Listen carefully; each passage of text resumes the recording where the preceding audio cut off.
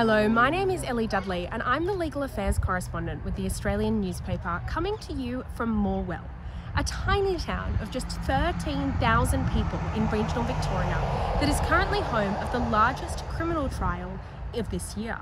That is, of course, the trial of Erin Patterson, the Leongatha mushroom chef who's accused of murdering 3 of her ex-husband's relatives and attempting to murder 1 more, using a poisonous beef Wellington at a lunch in July 2023.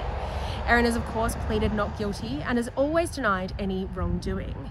We heard evidence yesterday from Simon Patterson, her ex-husband, who says that he and Erin had a tumultuous relationship that descended into acrimony in 2022 when he listed himself as separated on his tax return, and the pair had a dispute over child support.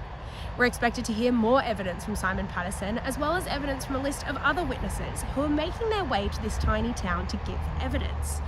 Now, this town has become inundated with journalists, about 40 or so, along with people from neighbouring towns who are hoping to catch a glimpse of the trial. Among those journalists is Associate Editor John Ferguson at The Australian, who actually broke the original story of a mass poisoning event in Leongatha. Oh, look, I think this case has definitely put Morewell on the map, and to the extent that it's an international story. There's so much interest in it. Reporters have flown out literally from all over the world to cover it. There's just a lot of interest in it, and so yes, Morewell is probably best known, really, at the moment, certainly for this case being held here, which is a little bit unusual because usually the Supreme Court sits in the centre of Melbourne, but the whole show has been brought down here, which is it's less than 2 hours drive from Melbourne, but far enough away that it doesn't see things like this very often.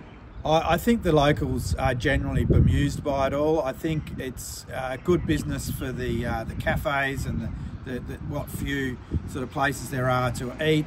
I think generally people tend to get very sick of the media. They get sick of us. But yeah, so I think they will very much over 6 weeks become extremely tired of us all, unless of course they're selling coffee, upon which this will pay for their summer holidays.